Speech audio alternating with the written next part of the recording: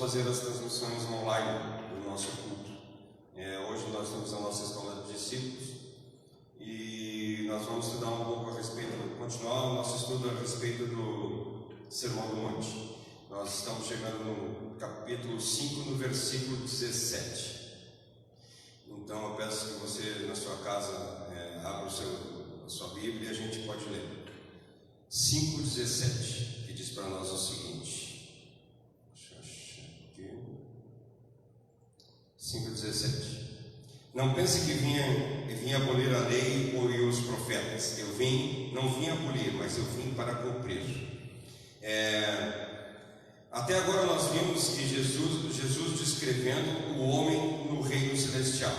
Aquilo que nós já passamos por todos os momentos, que nós vimos que nós temos que ser humilde de espírito, aquele que recebeu um favor merecido de Deus, aqueles que choram, que por causa do seu estado espiritual pecaminoso, o manso de coração, o que tem sede e fome de justiça, os misericordiosos, o limpo de coração, os pacificadores, aquele que promove a paz, e aqueles que são perseguidos por causa da justiça, e por causa disso ele não se abala, não se entristece, antes de tudo ele se alegra. E nós aprendemos nas últimas duas aulas o que é ser o sal da terra e a luz do mundo. E agora nós vamos entrar numa outra parte, onde a gente vai dizer como é que o cristão verdadeiramente deve viver. Então no 5,17 diz para nós o seguinte: não pense que vim para acabar com a lei de Moisés. Quando ele fala aqui a respeito da lei de Moisés, ele está falando no aspecto moral, que seria a vontade de Deus, o comportamento do homem e os deveres do homem. Também o aspecto judicial, que seria a gente cumprir toda a legislação, e o aspecto cerimonial, que seria os sacrifícios e as simbologias. E o restante do versículo é assim: ou com os ensinamentos dos profetas.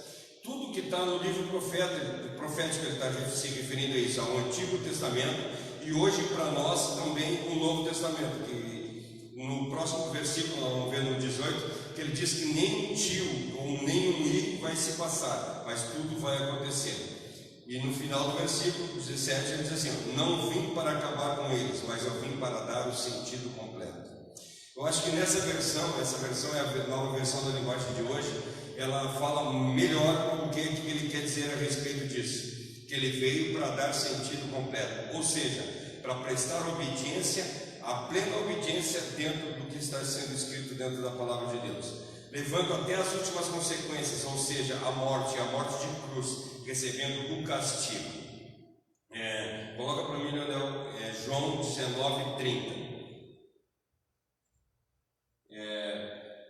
João 19:30 diz para nós assim: enquanto ele tomou o vinho, disse: tudo está completado. Então baixou a sua cabeça e morreu. Em outra versão ele diz assim: está consumado. Quando ele diz está consumado, quando está completado, ele está falando lá do grego o verbo teléu, que ele se traduz em cumprido, se traduz em completado, que tudo aconteceu. Então no momento que ele diz está completado ou está consumado, ele quis dizer que ali foi completado tudo que era para ter sido feito. Ou seja, Cristo cumpriu tudo que tinha que ser cumprido. Ele está falando diretamente sobre a vida, sobre a conduta e o comportamento do homem. Cristo, quando veio nesse mundo que ele está falando nesse versículo, ele não veio para anular, ele não veio para abolir, ele não veio para destruir e nem para acabar com a lei, mas ele veio para cumprir. E se nós olharmos o Velho Testamento, ele é todo atado ao Novo Testamento. Então tudo que está escrito no Velho Testamento foi cumprido no Novo Testamento, ou seja, tudo que foi dito no Velho Testamento se cumpriu em Cristo. O que a gente vê é que os fariseus são defensores da lei, não exatamente da lei, mas da tradição. E a gente vê que em muitos momentos na Bíblia, os fariseus se achegam perto de Cristo e fazem perguntas para tentar derrubar Cristo. Eu montei algumas aqui, agora como está sendo na live, vocês podem depois dar uma parada e ver os versículos a quais eles estão falando. Ele tem uma parte que os fariseus perguntam para Cristo assim: é certo a gente pagar tributos a César? Ou seja, eles estavam querendo colocar Cristo numa saia justa, eles estavam querendo colocar Cristo para que Cristo, se ele respondesse alguma coisa física, ele não seria Deus, e se ele respondesse alguma coisa espiritual, ele não cumpriria a lei de Moisés. Então sempre eles estavam tentando colocar Cristo numa saia justa e derrubar ele. Isso está em Mateus 22, do versículo 15 ao versículo 17. Quando eles perguntam para Cristo a respeito de pagar os tributos, de pagar os impostos. Em Marcos 10, do versículo 1 até o versículo 12, eles perguntam para Cristo se é permitido que o homem se divorcie. Ou seja, eles estão usando a lei para tentar derrubar Cristo na própria palavra dele. Em Lucas 10, 25, fala para nós que como é que a gente pode herdar a vida eterna? Os fariseus sempre em tradição, querendo derrubar a Cristo. Em João 8,5, lá na parábola que as pessoas vão apedrejar a mulher, eles perguntam para eles assim: é lícito que essa mulher não seja apedrejada, se a lei de Moisés diz que ela era para ser apedrejada? Então, em todos os momentos do que nós vemos, são que os fariseus estão tentando mostrar para Deus, para Jesus, que ele teria que cumprir a lei, e realmente ele cumpriu toda a lei. Só que o problema é que os fariseus, eles tinham um problema com a lei, que eles cumpriam a lei, se tornou um peso para eles. Tudo que eles faziam tinha que ser dentro da lei, e eles colocavam, por exemplo, o dia de sábado. O dia de sábado foi dado para o homem, para que o homem descansasse. E ele começou, em vez de ser um dia de descanso, começou a ser um dia de peso para os judeus. Então é isso que Cristo está afirmando na Escritura Sagrada, que toda a lei foi feita para que nós vivêssemos melhor, e não para que isso servisse de peso na nossa vida. Em Mateus 22, no versículo 46, se colocar para mim aí, 22, 46, Mateus 22, 46.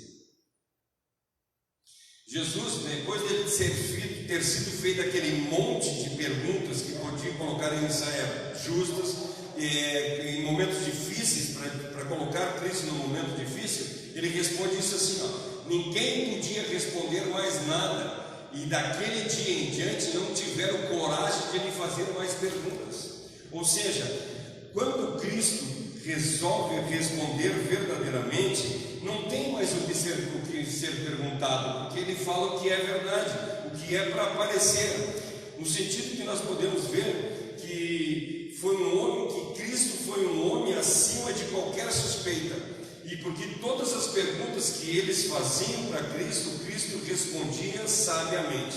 Ou seja, quando nós olhamos aquela pergunta que eles fazem para ele assim: é lícito que nós pagamos os impostos? É lícito que nós demos o nosso dinheiro para César? E aí ele pega a nota de dinheiro, a moeda, e diz para os fariseus: qual é a face que tem desenhada na moeda? Aí ele diz assim: é a face de César. Aí ele diz assim: então dê a César o que é de César. Então, todas as vezes que Cristo ia responder alguma coisa, ele respondia sabiamente e deixava eles em maus lençóis. E nós teríamos que ser da mesma forma. Nós deveríamos conhecer cada vez mais a palavra de Deus, para quando alguém perguntar alguma coisa para nós respondermos corretamente e respondermos dentro da vontade de Deus. Eles acreditavam que Cristo queria derrubar as leis, por isso que eles batiam. Por isso que eles brigavam com Cristo, porque se nós parar para pensar, até então os judeus sempre criam, os judeus sempre foram teístas, ou seja, só existe um Deus. E aí de repente aparece um cara dizendo que é Deus. Então eles estavam defendendo o judaísmo na realidade, mas eles não conseguiram entender que todas as profecias do Velho Testamento estavam sendo cumpridas em Cristo. Eles afirmavam que Cristo, da maneira que ele pregava, ele estava querendo abolir a lei de Cristo. Por isso que ele diz nessa passagem do Sermão do Monte assim: eu não vim para abolir a lei, mas eu vim para cumprir a lei. E ele veio para cumprir toda a lei. E como ele cumpriu toda a lei, mas ele mostra que não tem nada contra a lei, e sim, ele é contra a perversidade da lei, contra a perversão da lei. O problema é que quando nós começamos a colocar peso na lei, é isso que a gente quer conversar um pouco hoje. É isso que ele está dizendo aqui, que não adianta nós querermos, vamos usar de novo o sábado. Eu tenho que guardar o sábado. E aí tem uma parte que ele pergunta assim: por acaso, se o boi de vocês cair num buraco, vocês vão deixar o boi morrer? Só por causa que eu não posso trabalhar no dia de sábado? Não é isso que ele está falando. O que ele está falando é que nós devemos e nós vivemos uma época diferente. Se nós olharmos lá naquela época, quando as pessoas trabalhavam, elas trabalhavam de sol a sol. Antigamente a gente conhecia bastante esse ditado: trabalhar de sol a sol. Ou seja, quando o sol se punha, quando o sol levantava da manhã, eles começavam a trabalhar e só paravam de trabalhar quando o sol se punha na parte da tarde. Então hoje, se nós olharmos, o sol aparece mais ou menos às 6 horas da manhã, e lá pelas 7 e meia da noite que ele vai se pôr. Então eles trabalhavam das 6 da manhã até as 7 horas da noite. Eles trabalhavam 13 horas por dia, e não era um serviço fácil. Eles trabalhavam em agropecuária. Então assim, era um serviço pesado. Chegavam no fim da tarde, eles estavam muito cansados e iam para casa descansar, e não tinham tempo para Deus. Ao contrário de nós hoje nós temos uma jornada de trabalho bem menor. Nós trabalhamos, a maioria das pessoas hoje trabalha 44 horas por semana. Tem gente que trabalha 40, tem gente que trabalha 36, dependendo de cada pessoa. Ou seja, e quando nós estamos trabalhando, ainda nós temos muito tempo para, dentro do nosso serviço, continuar adorando a Deus. Então, na realidade, hoje, o que Cristo quis falar, nós não temos que guardar o sábado, mas nós temos que guardar a nossa vida para Cristo. Então, no momento que passa, que, por exemplo, a semana inteira eu posso fazer o que eu quiser, a semana inteira eu não preciso nem pensar em Deus, e só no sábado eu colocar isso em prática, isso se torna um peso. E nós temos que ser ao contrário disso. Nós temos que estar constantemente, a palavra de Deus diz para nós assim, que nós temos que meditar na palavra dia e noite, que nós temos que orar incessantemente, sem parar todos os dias. Então nós vemos que em Jesus e com Jesus se cumpre toda a lei. Então nós temos que ver que quando ele está falando que eu vim cumprir toda a lei, ele veio e cumpriu toda a lei de verdade. Então é isso que ele está falando nesse momento. Eu vim para cumprir as escrituras sagradas. Consegue um pouquinho d'água para mim? Eu quero ler com vocês Gálatas 4:4. Gálatas 4:4. Mas quando chegou o tempo certo, Deus enviou o seu próprio Filho, que veio como filho de mãe humana e viveu debaixo da lei. Então o mais interessante da gente ver isso se Cristo tivesse vindo para abolir a lei, ele não cumpriria a lei. E ao contrário, ele veio debaixo da lei, ele cumpriu toda a lei e ele fez toda a vontade de Deus para que em nós isso fosse transformado. Obrigado, filho.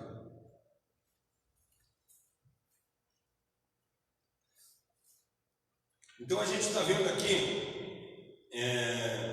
que Cristo é superior à lei e nasce sobre a lei para cumprir.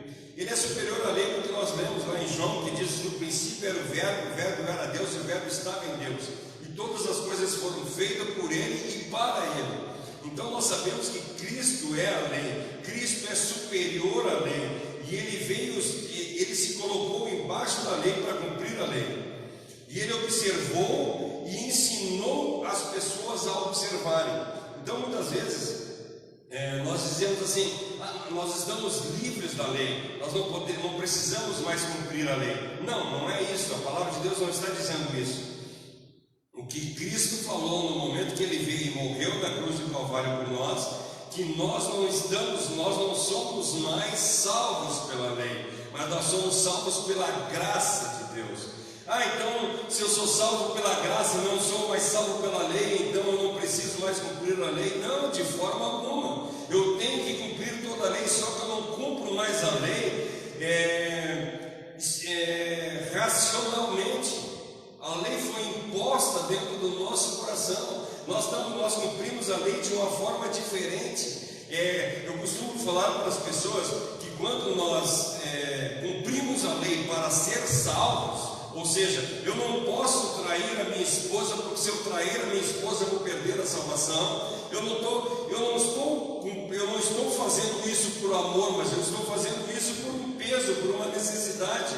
Agora, no momento que eu reconheço que Cristo veio, morreu na cruz do Calvário e me salvou, e por causa disso eu não posso decepcioná-lo, e por causa disso eu não quero entristecê-lo, eu não vou mais trair a minha esposa porque eu amo a Deus e não porque eu tenho que não trair ela. Não, eu paro de trair, eu paro de roubar, eu paro de mentir, eu paro de fazer as coisas erradas pelo amor que eu tenho à graça de Deus, pelo amor que eu tenho a Cristo por ter morrido por mim na cruz do Calvário. Ou seja, quando eu cumpro a lei hoje, eu cumpro por amor e não mais por necessidade, e não mais para alcançar a salvação. Não, eu cumpro a lei por amor a Cristo. Assim como Ele veio, Ele deixou de ser Deus, abriu mão de ser Deus para se transformar num homem e por intermédio disso cumprir toda a lei para que eu fosse salvo.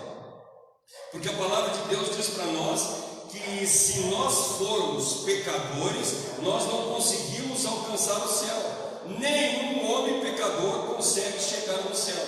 Então, se nenhum homem pecador consegue chegar no céu, e todos nós somos pecadores, que a gente vê lá em Colossenses 3:23, todos nós pecamos e fomos tirados da graça. Então, todos nós pecamos e todos nós vamos para o inferno, mas Cristo veio ao mundo, morreu, pagou o preço, e quando Deus olha para nós, Ele não enxerga mais a nós, mas enxerga a Cristo, enxerga o sacrifício de Cristo. Por isso nós somos salvos. Nós somos salvos pela graça, porque a lei foi cumprida em Cristo.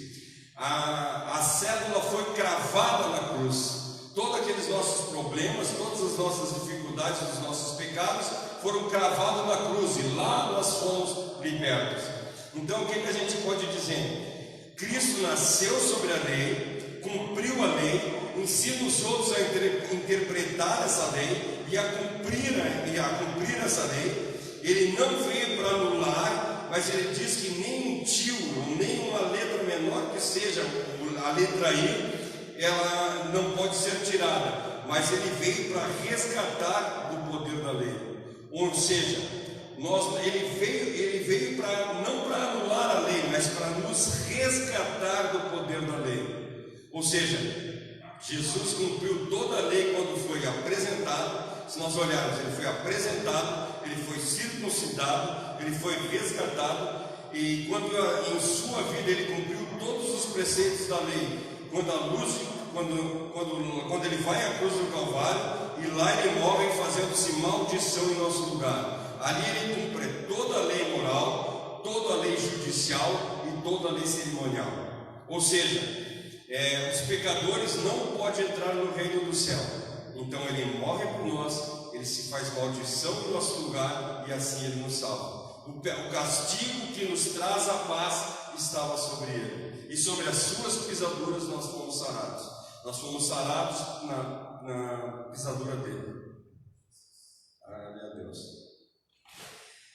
Nele todo o castigo da lei foi imposto e foi devidamente executado. Assim ele cumpre toda a lei cerimonial de forma cabal, e foi anulado. Nada foi desprezado, mas tudo foi cumprido, a ponto que o véu do templo se rasgou de cima a baixo. O véu do templo se abriu. Então, e eu trouxe não sei se conseguiu achar aí.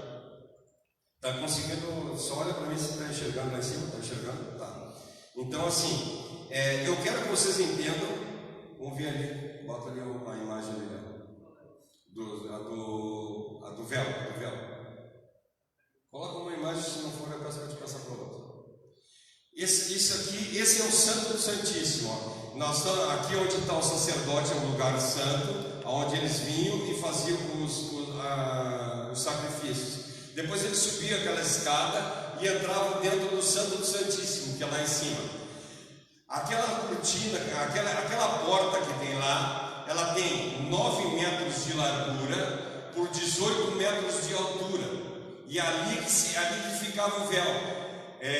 As pessoas não podiam entrar lá dentro. Lá dentro só quem entrava era o sumo sacerdote.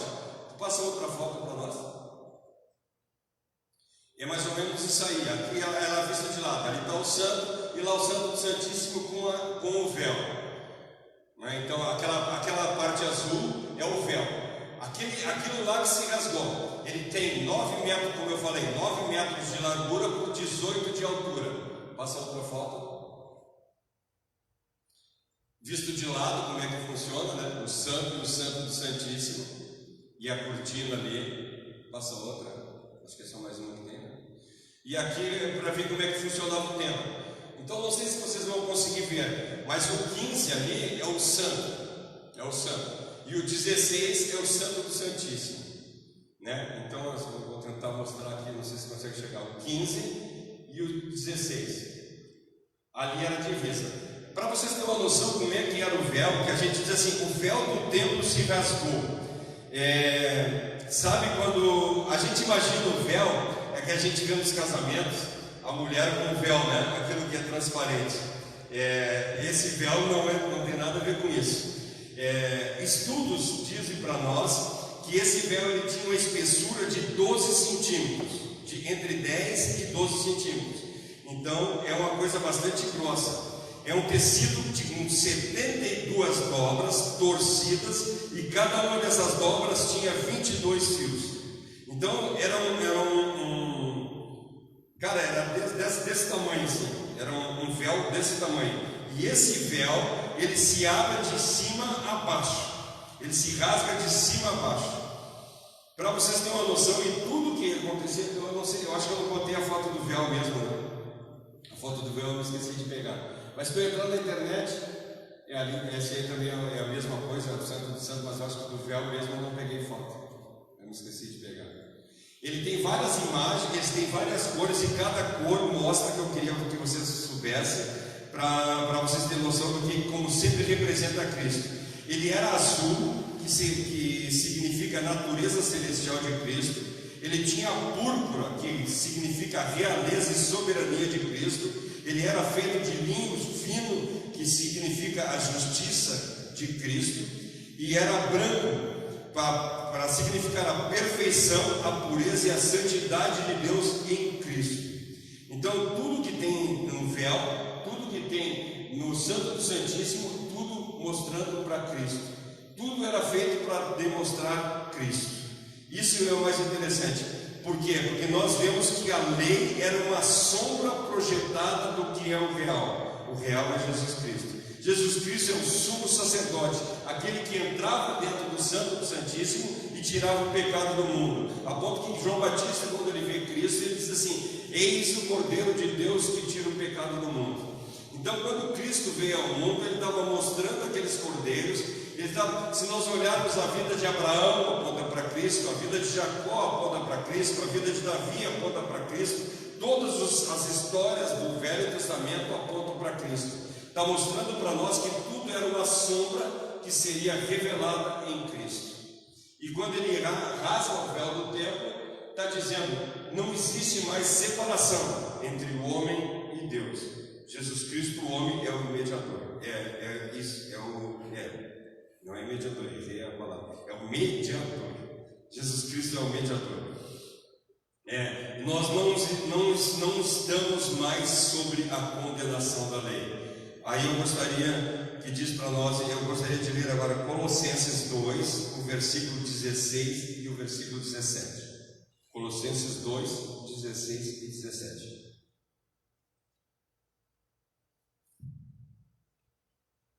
Portanto, que ninguém faça para vocês leis sobre as quais vocês devem comer ou beber, sobre dias santos, festas e luas novas e sábados. Tudo isso é apenas uma sombra daquilo que virá. A realidade é Cristo. Volta ali, no 16. Portanto, ninguém faça para vocês leis sobre o que deve comer ou beber, sobre dias santos, sobre festas de luas novas e sábados. Não existe mais lei para isso. Tudo é Cristo. Tudo isso é sombra, que fala no versículo 17. Tudo o que aconteceu no Velho Testamento é sombra. A realidade é Cristo. Nós temos que entregar a nossa vida a Cristo. Quanto à lei moral, Jesus também cumpriu toda ela pessoalmente, e cabe a nós cumprir também. Sabe, às vezes a gente diz assim: então eu estou em Cristo, eu não preciso mais cumprir a lei, porque eu estou vivendo na graça, então eu não preciso mais cumprir a lei moral. A lei moral foi o que eu falei para vocês, que nós temos que cumprir a vontade de Deus, os nossos deveres. Não, nós somos obrigados a cumprir isso. Nós temos que colocar em prática a vontade de Deus na nossa vida. Nós temos que colocar em prática a vontade do que Deus quer para o nosso viver. Nós temos que colocar em prática todos os deveres que Deus coloca em nossas vidas. A lei moral continua aplicável, mas o crente não está sobre essa lei nesse sentido. A sua salvação independe da observância da lei. Isso é complicado às vezes da gente falar, porque o ser humano ele costuma, se não for por cobrança, ele não faz. A gente olha, se as pessoas colocarem, agora aqui no Cobrasol, eles colocaram essa área azul, então aí as pessoas têm que pagar para estacionar. Porque antes qualquer um chegava lá e colocava e deixava o carro o dia inteiro. Se nós olharmos o semáforo está lá, e se não tivesse o semáforo, nós atravessaria de qualquer forma, então nós precisamos da lei para mostrar o que é correto.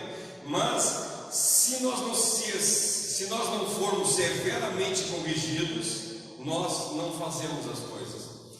Eu vi ontem um vídeo onde um rapaz ficou filmando as pessoas que estacionavam em vaga de deficiente físico.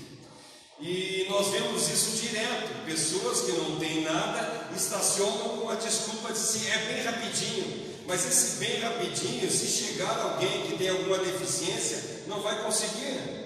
Então o que eu quero que vocês entendam é que nós temos que cumprir as leis, não porque nós somos obrigados a cumprir as leis, mas nós temos que cumprir a lei não porque nós somos obrigados, mas nós temos que cumprir a lei porque nós amamos a Deus. Nós cumprimos a lei porque isso seria o melhor para todas as pessoas que estão na nossa volta. Ou seja, se eu paro no sinal vermelho, é porque tem pessoas que estão passando lá, eu tenho que dar a vez para ele. Se a outra pessoa para no sinal vermelho, é para que ele me dê a vantagem de eu poder passar. Então as leis elas funcionam para que exista um bom funcionamento.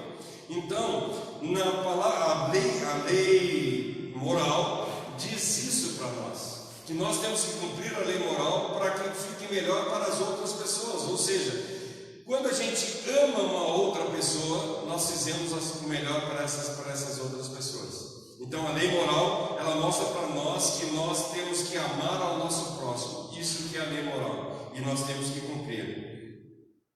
A lei não foi dada para salvar ninguém, mas a graça que foi dada para nos salvar. Nós temos que ter em mente, eu quero ler com vocês Romanos 6, versículo 1 em diante, que diz para nós assim, Romanos 6, de 1 em diante. Portanto, o que vamos dizer? Será que nós devemos continuar vivendo no pecado para que a graça aumente ainda mais? Pode segurar aqui um pouquinho. Se nós voltarmos lá no 5, não precisa voltar. Se voltar no 5, ele está falando a respeito disso mesmo. Se quando nós pecamos, abunda a graça, ou seja, quanto maior pecador eu sou, mais perdoado eu sou, então eu vou pecar mais para ser mais pecado. Então o que quer dizer? Então quanto mais eu pecar, mais graça eu vou ter. Aí ele responde: não, de forma alguma. Portanto, o que nós vamos dizer? Nós devemos continuar vivendo em pecado para que a graça de Deus aumente ainda mais? Não, de forma alguma. No versículo 2 agora ele diz isso. É claro que não. Nós já morremos para o pecado. Então como nós podemos continuar vivendo nele? Se nós já morremos para o pecado, se nós morremos com Cristo e ressuscitamos com Cristo, como é que nós vamos continuar vivendo no pecado? De forma alguma. Nós somos uma nova criatura. Versículo 3. Com certeza você sabe que quando nós fomos batizados para ficarmos unidos com Cristo, nós fomos batizados para ficarmos unidos também com a sua morte. Então no momento que nós nos batizamos em Cristo, que nós aceitamos Cristo como nosso único e suficiente Salvador, nós vivemos a morte de Cristo para morrermos a vida dele. Olha, que confusão. Mas nós deixamos de viver a nossa vida para viver a vida de Cristo. Ou seja, nós morremos a morte de Cristo.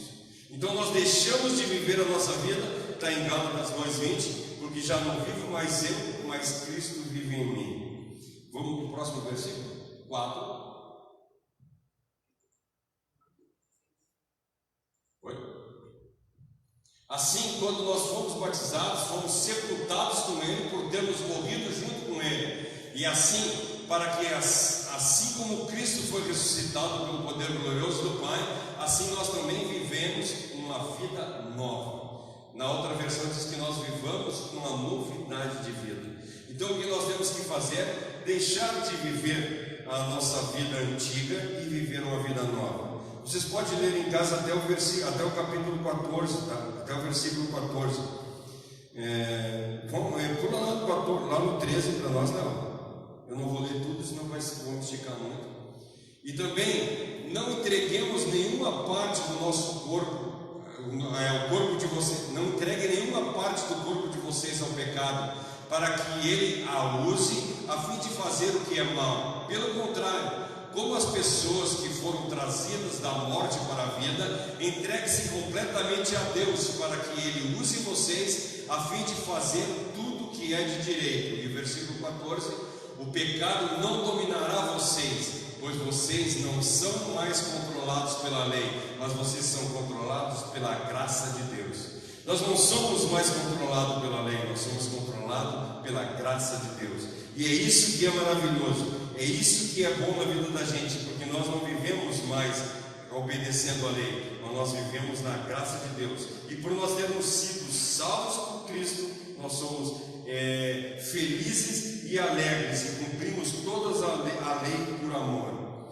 E aí vão perguntar para mim: tá, nós falamos a respeito da lei, mas como que Cristo cumpriu os profetas? Aí nós vamos ver. Se nós olharmos as profecias do Velho Testamento, todas elas foram cumpridas em Cristo. Tudo gira em torno de Cristo. A mensagem bíblica gira em torno de Cristo. Toda a Bíblia encontra razão em Jesus Cristo. Se a gente vê a vida de Abraão, que foi recheada de promessas, que é uma vida que todas as terras, todas as pessoas seriam abençoadas por intermédio dele, nós vemos que Jesus Cristo é descendente de Cristo. E aí nós vemos o cumprimento da lei, que nós somos, se hoje nós somos salvos, se hoje os gentios têm Cristo, é pela vida de Abraão. Então assim, Abraão, as promessas feitas de Deus em Abraão estão sendo cumpridas em nós.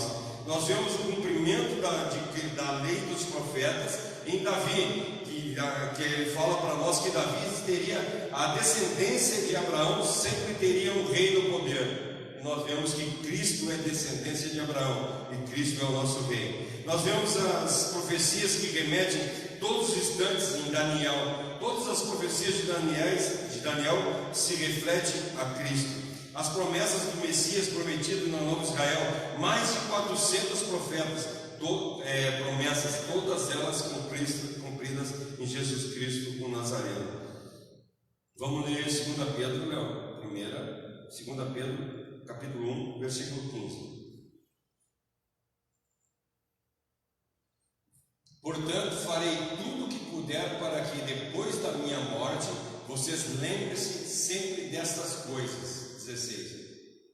Nós não estávamos contando com isso. Nós não estamos contando coisas inventadas quando anunciamos a vocês a vinda poderosa do nosso Senhor Jesus Cristo, pois com os nossos próprios olhos nós vimos a sua grandeza. Nós estávamos lá quando Deus, o Pai, lhe deu em honra e glória, e ele ouviu a voz suprema, a gloriosa voz dizendo: este é o meu filho querido, que me dá muita alegria. E o 18, eu acho que o 18 é 19. Nós mesmos ouvimos essa voz e veio do céu quando estávamos com o Senhor Jesus no monte sagrado. Assim, temos mais confiança nessa mensagem anunciada pelos profetas. Vocês fazem bem em prestar atenção nessa mensagem, pois ela é como uma luz que brilha em um lugar escuro, até que o dia amanheça, a luz da estrela da manhã, e brilhe no coração de vocês. Aqui ele está fazendo referência a Isaías 9, que a luz da manhã se reflete em Cristo. Nós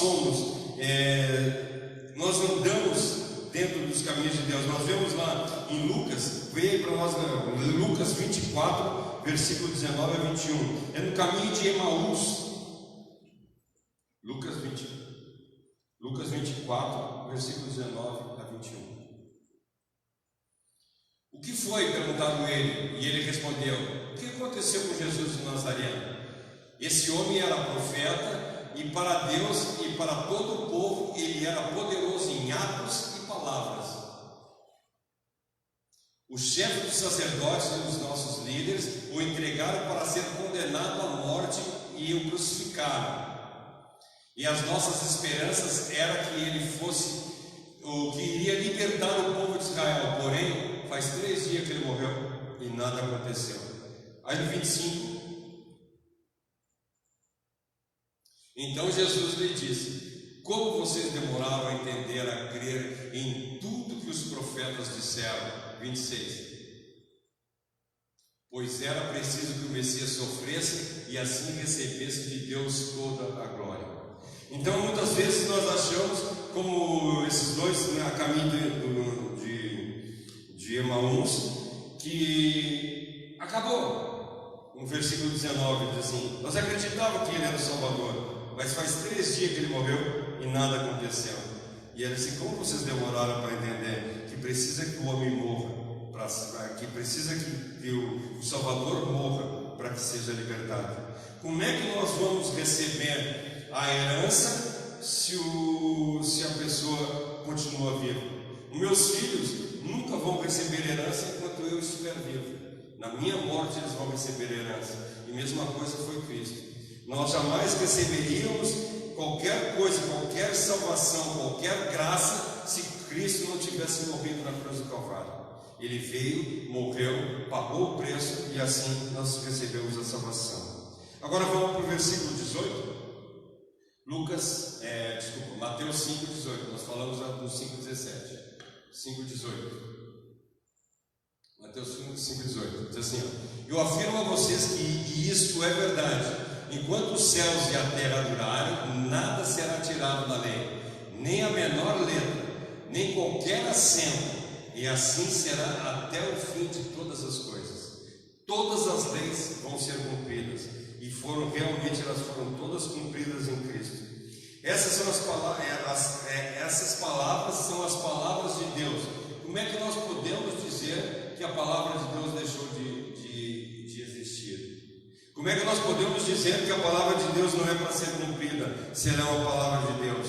O Velho Testamento, Deus se mostra a Abraão, a Isaac e a Jacó. E esse mesmo Deus de Abraão, de Isaac e de Jacó, ele continua o nosso Deus.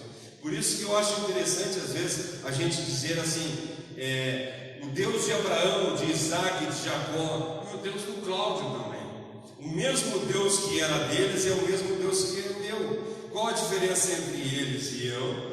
Porque eu vivo numa época diferente, bem diferente. Na realidade, se nós olharmos, hoje nós temos o Espírito Santo de Deus, era para nós estarmos muito mais perto de Deus, e não como nós somos. Porque eu acho que no momento que nós temos a facilidade que nós temos hoje de conhecer a palavra de Deus, a facilidade que nós temos de ler a palavra de Deus, assim nós nos tornamos um pouco preguiçosos. Como nós temos uma facilidade tão grande, nós não fazemos. Sabe, lá na cortina de ferro da Rússia, há muitos anos atrás, eles começaram a queimar todas as Bíblias, e de vez em quando eles mandavam avião, e os aviões jogavam, abriam as comportas e jogavam Bíblia para o pessoal. E quando o pessoal pegava essa Bíblia, eles pegavam e liam a Bíblia, mas liam com tanta voracidade, porque eles queriam aprender mais, e porque eles sabiam que no momento que alguém pegasse aquela Bíblia, ia ser queimada, ia ser tirada deles. Então eles queriam aprender cada vez mais, e porque eles não iam ter a oportunidade de estudar amanhã de novo, ao contrário do que está acontecendo hoje, nos dias de hoje, porque nós temos uma facilidade tão grande. Nós temos, se eu não me engano, na língua portuguesa, 9 versões, 9 traduções, não, acho que deve ser mais. 9 traduções eu tenho na minha Bíblia aqui, na minha Bíblia, que é essa New Version, né? Tem 9 traduções só aqui, e nós temos traduções para pegar e ler da forma que quiser. Nós temos uma facilidade tão grande. Tu quer ouvir pregadores reformados, tu ouve. Tu quer ouvir pregadores pentecostais, tu ouve o que tu quiser, a hora que tu quiser. Nós temos uma facilidade tão grande, e por causa dessa facilidade eu acho que nós abdicamos disso. Nós ficamos tranquilos, não, amanhã eu vejo, depois da manhã eu vejo. E se nós tivéssemos a necessidade que eles tinham de pegar aquela Bíblia e ler e decorar, para que quando ela fosse retirada, pelo menos uma parte dela eu tivesse dentro de mim. Se nós tivéssemos essa sede e essa vontade, mas nós não temos. Mas nenhum tio vai ser tirado da lei. Tudo que foi escrito no Velho Testamento, tudo que foi escrito no Novo Testamento será cumprido, e nós temos que cumprir. Mas então tu disse, não estou conseguindo entender então, porque tu disse para nós que nós não estamos aqui para cumprir a lei. Não, nós estamos na graça, e nós cumprimos a lei por amor. Essa é a diferença. Nós não somos mais obrigados a nada. Nós não temos mais, tu só vai ser salvo se tu vir na igreja, tu só vai ser salvo se tu der o dízimo, tu só vai ser salvo se tu fizer isso, tu só vai ser salvo se fizer aquilo. Não, nada mais. Tu não precisa nada para ser salvo. A única coisa que tu precisa é confiar em Cristo. A palavra de Deus diz para nós que a todos os que creram, Ele deu-lhes o poder de se tornarem filhos de Deus. Então o que nós temos que fazer é crer em Cristo.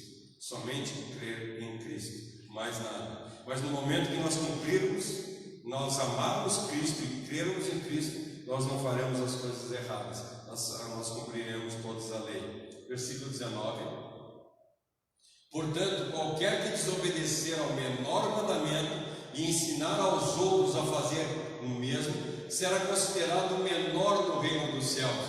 Por outro lado, quem obedecer à lei e ensinar os outros a fazer o mesmo, será considerado grande no reino dos céus. Aí a gente começa, vamos no 20, que daí a gente passa os dois juntos. Pois eu afirmo a vocês que só entrarão no reino dos céus se forem mais fiéis em fazer a vontade de Deus do que os mestres da lei e os fariseus. Acho que na semana que vem, na outra aula, nós vamos estudar um pouco mais a respeito desse versículo. Mas o interessante é que nós temos que cumprir a lei, e nós temos que exceder em muito o que os fariseus faziam. Nós temos que ser completamente diferentes, ou seja, a lei foi dada para nós como aio. Hoje a gente não entende muito isso, mas antigamente tinha. Hoje o que nós entendemos quando a gente fala de aio, a gente lembra daquele casalzinho de pequenininho que entra na frente do casal. São os aios, né? A gente lembra. Mas por que aqueles dois entram? Aio, ele é o tutor, ou seja, aquele que leva para algum lugar, aquele que encaminha para algum lugar. Por isso que os aios entram na frente dos noivos, ou seja, eles estão mostrando o caminho ao qual deve andar. E o aio funciona dessa forma. Quando a palavra de Deus está dizendo que a lei foi nos dada por aio, ela quer dizer, ela foi dada para que nós entendêssemos o caminho, compreendêssemos por onde devemos andar e o que nós devemos fazer. Hoje também nós não entendemos, porque antigamente, vocês já viram lá, por exemplo, Ana teve um filho dela e ela não criou o filho, ela deu o filho Samuel, ela deu o filho para o sacerdote criar. O sacerdote que criou, ou seja, o sacerdote foi o aio dele. Nós olhamos a vida de Sansão, também teve aio, e se nós olharmos quase a maioria das pessoas, os nazireus, essas pessoas que eram criadas para fazer a obra de Deus, não eram criadas pelos pais, eram criadas por tutores. Então a lei, ela serve de tutor, a lei serve de aio, ou seja, para nos mostrar o caminho que nós devemos andar. Lá em Hebreus 12, fala para nós que Cristo é o nosso sábado. Olha para nós, 12:1. Hebreus 12, não sei se é no 1, mas eu acho que é Hebreus 12:1. Mas claro, não é, mas é em Hebreus 12, eu não me lembro qual é que é o versículo agora, que fala para nós que Cristo é o nosso sábado, ou seja, Cristo é o nosso descanso. Ele foi o cumprimento da lei na nossa vida. Agora bota para mim Romanos 10, versículo 4. Romanos 10, versículo 4. Porque com Cristo a lei chegou ao fim. A lei, na outra versão diz assim, porque o fim da lei é Cristo. Assim todos os que creem são aceitos por Deus. A lei acabou-se em Cristo. Então se a lei acabou, não preciso mais cumprir? Não, de forma alguma. Não é isso que ele está dizendo. Vamos ver em Romanos 8, capítulo 1. Agora já não existe nenhuma condenação para as pessoas que estão unidas com Cristo. Então nós vimos que o fim da lei é Cristo e nenhuma condenação há para aqueles que estão em Cristo. Então não preciso mais cumprir a lei, não, de forma alguma, ao contrário. Cristo fala que nós temos no 21, que hoje nós não vamos ler, mas no capítulo 20, no versículo 21 do 5, ele diz para nós: não matarás. Vamos dar um spoiler, ele é Mateus 5, 21. Mas isso nós vamos estudar mais profundamente, tá? Vocês ouviram o que foi dito aos antepassados: não mate. Quem matar será julgado. Então eu não preciso mais cumprir isso? Não, de forma alguma. Olha o 22. É o 22? Próxima coisa.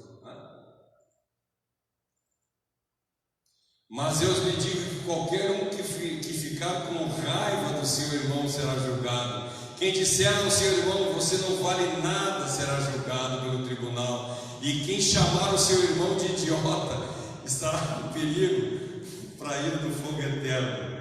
Sabe, Cristo falou para nós, Deus falou para nós na lei que nós não devemos matar. Cristo diz para nós que nós não podemos falar mal do nosso irmão. Cristo diz para nós que nós não podemos fazer fofoca, que nós não podemos falar qualquer tipo de coisa. Aqui ela fala nessa tradução: qualquer um que chamar o irmão de idiota tem o perigo de ir para o fogo do inferno. Ou seja, o fim da lei é Cristo, mas o amor de Cristo é muito maior. De que forma eu vou matar alguém? Ou melhor, como é que eu não posso nem matar? Eu não posso nem falar mal do meu irmão. Eu tenho que amar ele de tal forma. Então assim, por isso que no versículo 20 diz assim: se a justiça de vocês não excederem muito a dos fariseus, porque os fariseus simplesmente não matavam, mas falavam mal, mas eles estavam sempre fazendo coisa errada para os outros. Não, a lei de Cristo é a gente dar um passo a mais, a gente andar a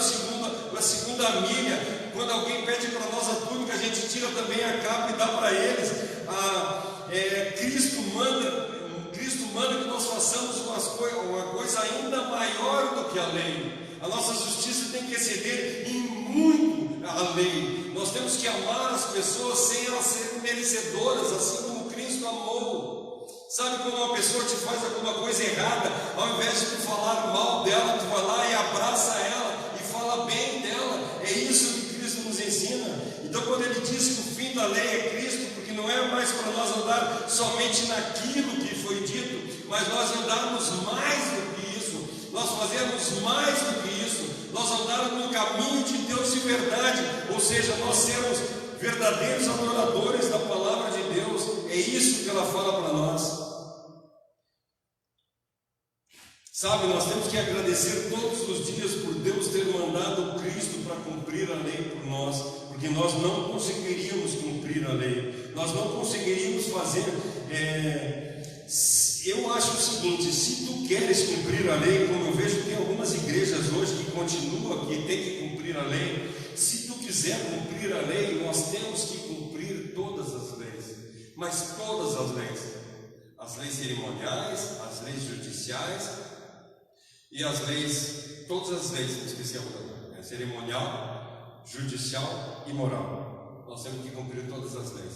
E a palavra de Deus nos diz, se nós lemos Levíticos e Êxodos, nós temos, se eu não me engano, são 632 leis.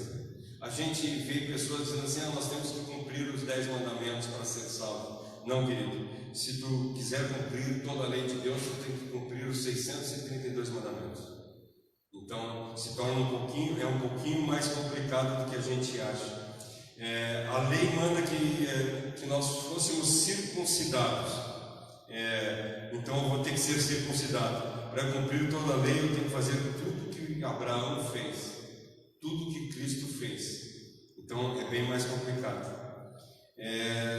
Então Cristo veio aqui, entregou a vida dele para nos salvar pela graça. Aceite Cristo como teu único e suficiente Salvador, e aí tu vai mudar. Aí tu vai perguntar para mim assim: então, no momento que eu aceito Cristo, eu não preciso fazer mais nada? Não, é ao contrário. O que a gente pode... o que a gente pergunta para Deus? Se a gente perguntar para Deus hoje assim: Senhor, o que eu posso fazer então para te agradar? Se eu não preciso mais cumprir a lei, o que eu posso fazer para te agradar? Eu acho que certamente Deus responderia assim para ti: não faz imagem de escultura, não ame a outro Deus diante de mim, não tome o meu santo nome em vão, honra teu pai e a tua mãe, não mate, não adultere, não diga falso testemunho dos outros, não cobice o que não é teu. Certamente Deus falaria isso para nós. E se nós colocarmos em prática, quando chegaram para Jesus e perguntaram para Jesus assim: o que eu preciso fazer? Qual é que é a lei? Qual é que é a maior lei? Aí Jesus diz assim: ama teu pai com todo o teu coração, força e entendimento, e ama ao teu próximo como a ti mesmo. Se nós conseguirmos cumprir só essas duas leis, nós faremos tudo. Nós seremos cristãos verdadeiros. Porque no momento que nós amarmos o nosso próximo, a gente não vai roubar, a gente não vai matar, a gente não vai dizer falso testemunho, a gente não vai fofocar, a gente não vai desejar o mal do outro, a gente não vai desejar o que o outro quer. Nós não vamos fazer imagem de escultura, nós não vamos adorar a outro Deus que não seja o nosso Deus. Nós vamos cumprir toda a lei. O fim da lei, sim, é Cristo. Nós não temos mais que cumprir a lei, mas nós cumprimos a lei por amor, porque nós fomos salvos pela graça de Deus. Amém? Amém. Fazer uma oração, assim nós encerramos. Querido Deus e amado Pai, eu quero erguer mais uma vez a nossa oração à Tua presença, te agradecendo, Senhor, pelas maravilhas que Tu tem feito em nosso viver. Faz de nós, Senhor, verdadeiros adoradores, que nós possamos buscar em Ti todos os dias. Que nós possamos, Senhor, não ser mais cumpridores da lei, mas que nós sejamos cumpridores da Tua graça. Que nós façamos a Tua vontade todos os dias e andamos os Teus caminhos incessantemente. Muito obrigado, Senhor, por Tu ser esse Deus de misericórdia e Pai de amor bondoso. Muito obrigado, Senhor, por um dia Tu ter olhado por nós e ter mandado Teu Filho unigênito para morrer na cruz do Calvário por cada um de nós e assim nos dar tamanha salvação. Obrigado por tudo, eu te agradeço em nome de Jesus. Amém. Amém. Que Deus abençoe.